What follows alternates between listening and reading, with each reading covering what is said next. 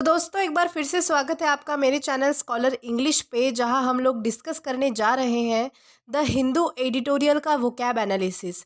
आशा करती हूं कि आप इन सेशंस के साथ रेगुलरली जुड़ रहे हैं और इनका बेनिफिट भी उठा रहे हैं। इन सेशंस का मकसद है आपकी वोकैब पावर को और ज़्यादा इन्हांस करना।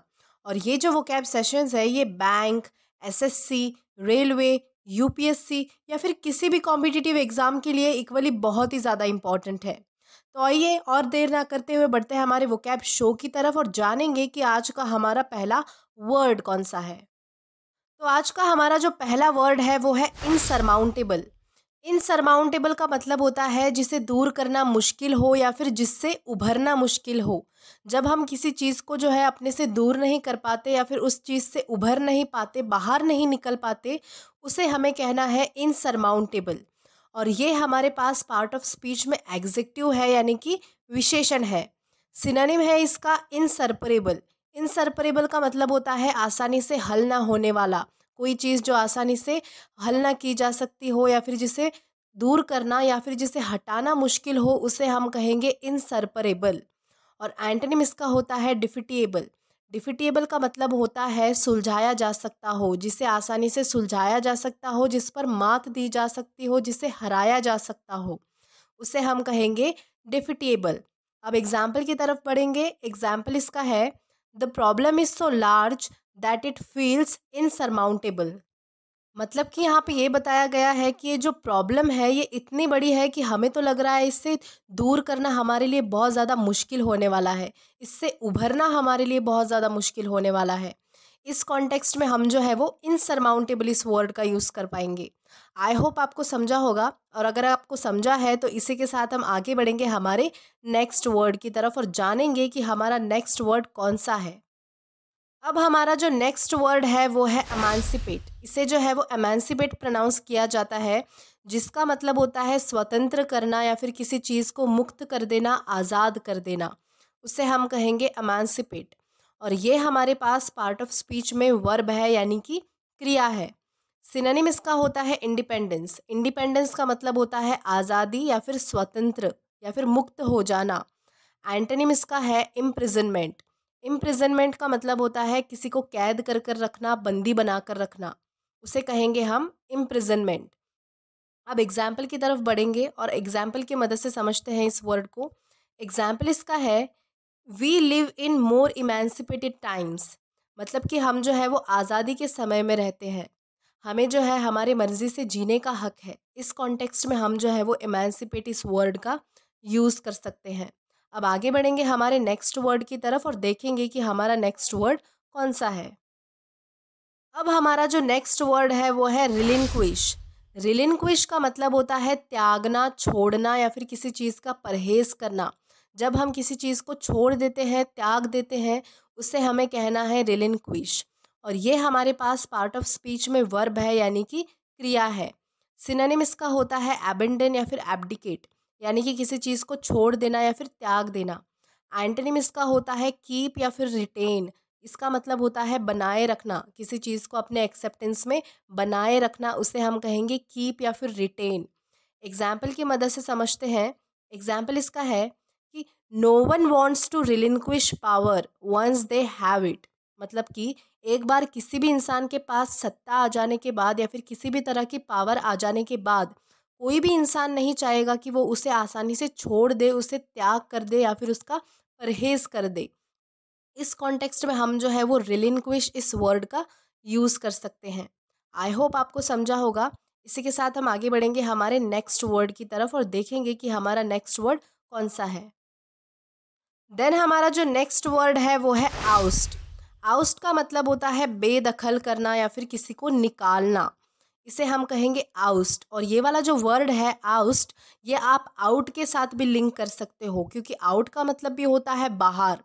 ओके, तो ये आसानी होगी आपको लर्न करने में, इसीलिए आउस्ट को आप जो है वो आउट के साथ लिंक करके मतलब समझ सकते हैं। और आउस्ट का मतलब होता है बेदखल करना या फिर निकालना। इसका जो पार्ट ऑफ स्पीच है वो है वर्ब। ये जो है वो पार्ट ऑफ स्पीच में हमारे पास वर्ब है, यानी कि क्रिया है। सिनोनिम इसका होता है थ्रो आउट। थ्रो आउट का मतलब होता है किसी को निकालना, किसी को बाहर फेंकना। ओके, एंटोनिम इसका होता है हायर। हायर का मतलब होता है किसी को रखना। ओके, अब एग्जाम्पल की मदद से समझते हैं। एग्जाम्पल इसका है, the boss oust his employ from his position. मतलब कि एक बॉस ने क्या किया, उसके एम्प्लॉय को जो है वो उसके पोजीशन से, उसके जॉब से, उसके ओहदे से जो है वो हटा दिया। इस कॉन्टेक्स्ट में हम जो है वो आउस्ट इस वर्ड का यूज़ कर सकते हैं। अब आगे बढ़ेंगे हमारे नेक्स्ट वर्ड की तरफ। अब हमारा जो नेक्स्ट वर्ड है वो है स्ट्रिंजेंट। स्ट्रिंजेंट का मतलब होता है कठोर, और ये हमारे पास पार्ट ऑफ स्पीच में एग्जेक्टिव है, यानी कि विशेषण है। सिनोनिम इसका होता है स्ट्रिक्ट या फिर फर्म। स्ट्रिक्ट और फर्म का मतलब होता है जो इंसान आसानी से मानता नहीं है, या फिर अपने रूल्स, अपने नियमों को लेकर जो है वो बहुत ही ज़्यादा अड़ा हुआ रहता है, कठोर होता है, उसे हम कहेंगे स्ट्रिक्ट या फिर फर्म, जो कि हमारे स्ट्रिंजेंट का सिनोनिम है। और एंटोनिम इसका होता है फ्लेक्सिबल। फ्लेक्सिबल का मतलब होता है नम्र और या फिर लचीला। और यहाँ पे अगर हम किसी व्यक्ति के कॉन्टेक्स्ट में बात कर रहे हैं तो फ्लेक्सिबल का मतलब यहाँ पे ये होगा कि जिस इंसान को आसानी से मनाया जा सकता है या फिर बहलाया फुसलाया जा सकता है, उसे हम कहेंगे फ्लेक्सिबल, जिसका मतलब होता है नम्र, नम्रता। ओके, अब एग्जाम्पल की तरफ बढ़ते हैं और एग्जाम्पल की मदद से समझेंगे हम इस सेंटेंस को। एग्जाम्पल इसका है, stringent safety regulations were introduced after the accident. मतलब कि एक बार एक्सीडेंट होने के बाद जो है वो बहुत ही ज़्यादा strict safety rules and regulation जो है वो लागू किए गए, ताकि फिर से एक्सीडेंट ना हो। इस कॉन्टेक्स्ट में हम जो है वो स्ट्रिंजेंट इस वर्ड का यूज़ कर सकते हैं। अब आगे बढ़ेंगे हमारे नेक्स्ट वर्ड की तरफ और जानेंगे कि हमारा नेक्स्ट वर्ड कौन सा है। देन हमारा वर्ड है फैसिलिटेट। फैसिलिटेट का मतलब होता है आसान करना। कोई काम जब आसान किया जाता है उसे हम कहेंगे फैसिलिटेट। और ये हमारे पास पार्ट ऑफ स्पीच में वर्ब है, यानी कि क्रिया है। सिनोनिम इसका होता है ईज या फिर स्मूथ, यानी कि कोई चीज़ जो है वो आसान हो जाना, कोई काम करने में आसानी होना। एंटोनिम इसका होता है डिफ़िकल्ट या फिर इम्पिड। इम्पिड का मतलब होता है बाधा और डिफ़िकल्ट का मतलब होता है मुश्किल होना। ओके, मुश्किलें आना। अब एग्जाम्पल देखते हैं। एग्जाम्पल इसका है, modern devices facilitate domestic work. जो मॉडर्न डिवाइसेस है, जो नई नई जो डिवाइस आ रहे हैं, नई नई जो मशीन्स आ रही है, उनके वजह से क्या हो रहा है, डोमेस्टिक वर्क जो है, डोमेस्टिक वर्क किसे कहते हैं, जो हमारे घरेलू काम होते हैं उन्हें कहा जाता है डोमेस्टिक वर्क। ओके, तो हमारे जो घरेलू काम है उन्हें करने में आसानी हो, इसके वजह से जो, इसीलिए जो है वो मॉडर्न डिवाइसेस आ रहे हैं। मॉडर्न डिवाइसेस की वजह से जो है वो डोमेस्टिक वर्क जो है वो और भी आसान हो गया है करना। इस कॉन्टेक्स्ट में हम जो है वो फैसिलिटेट इस वर्ड का यूज़ कर सकते हैं। अब हम आगे बढ़ेंगे हमारे नेक्स्ट वर्ड की तरफ और जानेंगे कि हमारा नेक्स्ट वर्ड कौन सा है। देन हमारा जो वर्ड है वो है ऑनस्लॉट। ऑनस्लॉट का मतलब होता है हमला। किसी पे जब हमला किया जाता है उसे हम कहेंगे ऑनस्लॉट। और ये हमारे पास पार्ट ऑफ स्पीच में नाउन है। सिनोनिम इसका होता है अटैक, मतलब कि किसी पे हमला करना। और एंटोनिम इसका होता है डिफेंस। डिफेंस मतलब होता है आत्म सुरक्षा करना, खुद की सुरक्षा करना। एग्जाम्पल देखते हैं। एग्जाम्पल इसका है, army tried to withstand the enemy onslaught. मतलब कि सेना ने दुश्मनों के हमलों का सामना करने की कोशिश की। सेना ने क्या किया, जो दुश्मन हमला कर रहे थे उनका सामना करने की कोशिश की, यानी कि ऑनस्लॉट यहाँ पे इसका मतलब होता है हमला, और सेना ने उनका सामना किया। इस कॉन्टेक्स्ट में हम जो है वो ऑनस्लॉट इस वर्ड का यूज़ कर पाएंगे। आई होप आपको समझा होगा। इसी के साथ हम आगे बढ़ेंगे हमारे नेक्स्ट वर्ड की तरफ और जानेंगे कि हमारा नेक्स्ट वर्ड कौन सा है। अब हमारा जो नेक्स्ट वर्ड है वो है स्टटर। स्टटर का मतलब होता है हकलाना। जब कोई व्यक्ति थोड़ा बहुत रुक रुक कर या फिर बीच में पॉज ले लेकर हकलाकर बोलता है तो उसे हम कहेंगे स्टटर। और ये हमारे पास पार्ट ऑफ स्पीच में वर्ब है, यानी कि क्रिया है। सिनोनिम इसका होता है फैल्टर। फैल्टर का भी मतलब होता है हकलाना, जो कि हमारे स्टटर का सिनोनिम है। एंटोनिम इसका होता है कीप क्वाइट। कीप क्वाइट का मतलब होता है चुप रहना, कुछ भी ना बोलना। अब एग्जाम्पल की मदद से समझते हैं। एग्जाम्पल इसका है, that girl speaks with a little stutter. मतलब वो जो लड़की है जब भी बोलती है तो थोड़ी बहुत हकला कर बोलती है, थोड़ी बहुत रुक रुक कर बोलती है। इस कॉन्टेक्स्ट में हम जो है वो स्टटर इस वर्ड का यूज़ कर सकते हैं। अब आगे बढ़ेंगे हमारे नेक्स्ट वर्ड की तरफ और देखेंगे कि हमारा नेक्स्ट वर्ड कौन सा है। देन हमारा जो अगला वर्ड है वो है अकीलीज हील। इसे जो है वो अकीलीज हील पढ़ा जाता है, जिसका मतलब होता है कमज़ोरी।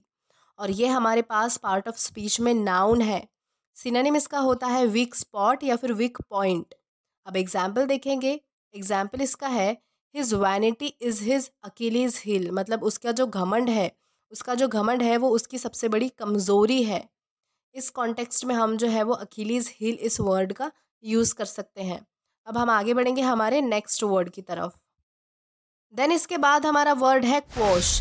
इसे जो है वो क्वॉश पढ़ा जाता है, जिसका मतलब होता है मिटा देना, हटा देना। स्पेशली कोई चीज़ जब कानूनी तरीके से लीगल प्रोसीजर के जरिए जब मिटाई जाती है, हटाई जाती है, उसे हमें कहना है क्वॉश। और ये हमारे पास पार्ट ऑफ स्पीच में वर्ब है, यानी कि क्रिया है। सिनोनिम इसका होता है कैंसल, मतलब किसी चीज़ को मिटाना या फिर दरख्वास्त कर देना। और एंटोनिम इसका होता है वैलिडेट। वैलिडेट का मतलब होता है मान्य करना किसी चीज़ को या फिर स्वीकार करना। अब एग्जाम्पल देखेंगे। एग्जाम्पल इसका है his decision was quash by a court, मतलब उसका जो डिसीजन था, उसका जो फैसला था, वो जो है वो कोर्ट की वजह से जो है वो हटा दिया गया। कोर्ट ने क्या किया, उसे मिटा दिया, हटा दिया। लीगल प्रोसीजर के जरिए जो है वो उसे मिटाया गया। इस कॉन्टेक्स्ट में हम जो है वो क्वॉश इस वर्ड का यूज़ कर पाएंगे। देन हम बढ़ेंगे आगे और देखेंगे कि हमारा नेक्स्ट वर्ड कौन सा है। देन हमारा जो नेक्स्ट वर्ड है वो है कंटेम्परेनियस। कंटेम्परेनियस का मतलब होता है समकालीन। और अब समकालीन का भी मतलब समझते हैं। समकालीन मतलब होता है जब कोई दो बात एक ही समय में हो या फिर पर्टिकुलर पीरियड ऑफ टाइम में हो, उसे हम कहेंगे समकालीन या फिर कंटेम्परेनियस। और ये हमारे पास पार्ट ऑफ स्पीच में एग्जेक्टिव है, यानी कि विशेषण है। सिनोनिम इसका होता है कंटेम्पररी। कंटेम्पररी का मतलब होता है समकालीन, यानी कि कोई दो बात जो है वो एक ही टाइम में होना। और एंटोनिम इसका होता है डायक्रॉनिक। डायक्रॉनिक का मतलब होता है किसी चीज़ का समय के साथ बदल जाना। जब कोई किसी चीज़ में जो है वो समय के साथ बदलाव आता है तो उसे हम कहेंगे डायक्रॉनिक। जैसे आपने देखा होगा कि पहनावा, हमारे पहनावे में जो है वो समय के साथ बदल आ रहा है। जैसे पहले कुछ और कपड़े पहने जाते थे, आज कुछ और कपड़े पहने जा रहे हैं। तो समय के साथ जिस चीज़ में बदल होता जाता है, जिस चीज़ में बदलाव आते जाते हैं, उसे हमें कहना है डायक्रॉनिक। अब एग्जाम्पल की मदद से समझते हैं। एग्जाम्पल इसका है the collapse of the company was contemporaneous with the death of the owner.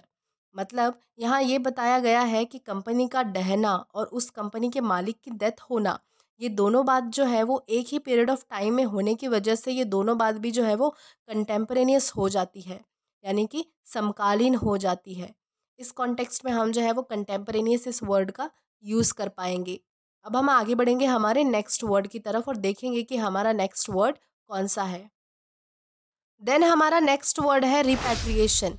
Repatriation का मतलब होता है देश वापसी। जब कोई अपने देश वापस आता है तो उससे हमें कहना है रिपैट्रिएशन। ये हमारे पास पार्ट ऑफ स्पीच में नाउन है।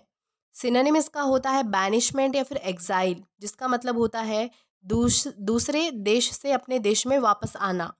एंटोनिम इसका होता है एबोलिशन या फिर निग्लेक्ट, जिसका मतलब होता है मना करना या फिर बहिष्कार करना, किसी चीज़ का जो है वो विरोध करना। अब एग्जाम्पल देखते हैं। एग्जाम्पल इसका है once she is cleared medically her repatriation will resume. मतलब कि जैसे ही वो मेडिकली फ्री हो जाएगी, जैसे ही उसकी मेडिकल प्रोसीजर क्लियर हो जाएगी, तब उसकी देश लौटने की जो प्रोसेस है वो फिर से शुरू हो जाएगी। इस कॉन्टेक्स्ट में हम जो है वो रिपैट्रिएशन इस वर्ड का यूज़ कर सकते हैं। अब हम बढ़ेंगे आगे और देखेंगे कि हमारा नेक्स्ट वर्ड कौन सा है। देन हमारा नेक्स्ट वर्ड है डिसइंक्लाइन। डिसइंक्लाइन का मतलब होता है अनिच्छुक। मतलब इच्छा ना होना या फिर किसी काम में रुचि ना होना, उसे हमें कहना है डिसइंक्लाइन। और ये हमारे पास पार्ट ऑफ स्पीच में एग्जेक्टिव है, यानी कि विशेषण है। सिनोनिम इसका होता है अनविलिंग या फिर रिलक्टेंट, जिसका मतलब होता है इच्छा ना होना या फिर कुछ करने का मन ना होना, उसे हम कहेंगे अनविलिंग या फिर रिलक्टेंट। एंटोनिम इसका होता है इंक्लाइन या फिर विलिंग, मतलब कोई चीज़ करने की, कोई काम करने का जो है वो इच्छा होना, उसे हम कहेंगे इंक्लाइन या फिर विलिंग। अब एग्जाम्पल देखते हैं। एग्जाम्पल इसका है ही फेल्ट डिसइंक्लाइन फॉर वर्क। मतलब उसे जो है वो कोई भी काम करने का मन नहीं हो रहा था, उसकी इच्छा नहीं हो रही थी। इस कॉन्टेक्स्ट में हम जो है वो डिसइंक्लाइन इस वर्ड का यूज़ कर सकते हैं। आई होप आपको समझा होगा। इसी के साथ हम आगे बढ़ेंगे हमारे नेक्स्ट वर्ड की तरफ और जानेंगे कि हमारा नेक्स्ट वर्ड कौन सा है। देन हमारा जो नेक्स्ट वर्ड है वो है इम्पेडिमेंट। इम्पेडिमेंट का मतलब होता है बाधा या फिर दिक्कत होना कोई काम करने में, उसे हमें कहना है इम्पेडिमेंट। और ये हमारे पास पार्ट ऑफ स्पीच में नाउन है। सिनोनिम इसका होता है ऑब्स्टैकल या फिर बैरियर, मतलब किसी चीज़ में रुकावट आना या फिर किसी चीज़ में बाधा आ जाना, उसे हमें कहना है ऑब्स्टैकल या फिर बैरियर, जो कि इम्पेडिमेंट का सिनोनिम है। एंटोनिम इसका होता है बेनिफिट। बेनिफिट का मतलब होता है किसी चीज़ का फ़ायदा होना। एग्जाम्पल देखते हैं। एग्जाम्पल इसका है he had a speech impediment, मतलब उसे जो है वो बोलने में थोड़ी दिक्कत होती है, वो सही तरीके से बोल नहीं पाता। इस कॉन्टेक्स्ट में हम जो है वो इम्पेडिमेंट इस वर्ड का यूज़ कर सकते हैं। और अब आगे बढ़ेंगे हमारे नेक्स्ट वर्ड की तरफ और हमारा नेक्स्ट वर्ड है इंट्रा ग्रुप। इंट्रा ग्रुप का मतलब होता है अंदर, और किसी इंस्टीट्यूशन या फिर कम्युनिटी के अंदर उसे हम कहेंगे इंट्रा ग्रुप। और ये हमारे पास पार्ट ऑफ स्पीच में एग्जेक्टिव है, यानी कि विशेषण है। सिनोनिम इसका होता है इंटरनल, यानी कि अंदरूनी, जब कोई चीज़ अंदर होती है वो उसे कहते हैं इंटरनल। एंटोनिम इसका होता है एक्सटर्नल या फिर आउटसाइड, मतलब कि बाहर जब कोई चीज़ होती है उसे हमें कहना है एक्सटर्नल या फिर आउटसाइड। अब एग्जाम्पल देखते हैं। एग्जाम्पल इसका है intra group conflict can arise when members have different goals and plans. Okay, तो यहाँ पे ये बताया गया है कि इंट्रा ग्रुप यानी किसी कम्युनिटी या फिर इंस्टीट्यूशन के मेंबर्स के बीच तभी संघर्ष या फिर तनाव पैदा होता है जब उनके विचार और ध्येय यानी कि गोल्स जो है वो एक समान ना हो। जब उनका कोई मेल मिलाप ना हो, उनके विचारों का कोई मेल मिलाप नहीं होता, तभी इनका इंट्रा ग्रुप कॉन्फ्लिक्ट पैदा होता है। इस कॉन्टेक्स्ट में हम जो है वो इंट्रा ग्रुप इस वर्ड का यूज़ कर सकते हैं। देन हमारा नेक्स्ट वर्ड है डिमॉन्स्ट्रेट। डिमॉन्स्ट्रेट का मतलब होता है प्रदर्शन करना, प्रैक्टिकली एक्सप्लेनेशन देना कि ये चीज़ कैसे काम करती है, उसे हमें कहना है डिमॉन्स्ट्रेट। ये हमारे पास पार्ट ऑफ स्पीच में वर्ब है, यानी कि क्रिया है। सिनोनिम इसका होता है एग्जिबिट या फिर इंडिकेट, यानी किसी चीज़ का जो है वो प्रैक्टिकल एक्सप्लेनेशन देकर बताना, प्रदर्शन करना। एंटोनिम इसका होता है हाइड, यानी कि कोई चीज़ जो है वो छुपाना। अब एग्जाम्पल की मदद से समझते हैं। एग्जाम्पल इसका है he demonstrated how to use the instrument, मतलब उसने जो है वो प्रैक्टिकली एक्सप्लेनेशन देकर ये बात बताई कि इस इंस्ट्रूमेंट को जो है वो कैसे यूज़ किया जाता है। इस कॉन्टेक्स्ट में हम जो है वो डिमॉन्स्ट्रेट इस वर्ड का यूज़ कर पाएंगे। आई होप आपको समझा होगा। अगर समझा है तो इसी के साथ हम आगे बढ़ेंगे हमारे नेक्स्ट वर्ड की तरफ और जानेंगे कि हमारा नेक्स्ट वर्ड कौन सा है। देन हमारा नेक्स्ट वर्ड है डिलिनिएशन। डिलिनिएशन का मतलब होता है वर्णन या फिर चित्रण।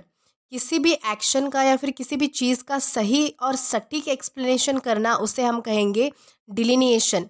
ये हमारे पास पार्ट ऑफ स्पीच में नाउन है। सिनोनिम इसका होता है प्रेजेंटेशन या फिर रिप्रेजेंट, मतलब किसी चीज़ को जो है वो अच्छे से एक्सप्लेन करना, उसका अच्छे से वर्णन करना। एंटोनिम इसका होता है कन्फ्यूज़ या फिर डिस्टॉर्ट। कन्फ्यूज़ या फिर डिस्टॉर्ट का मतलब होता है गलत बताना या फिर किसी काम को जो है वो बिगाड़ना। अब एग्जाम्पल की मदद से समझते हैं।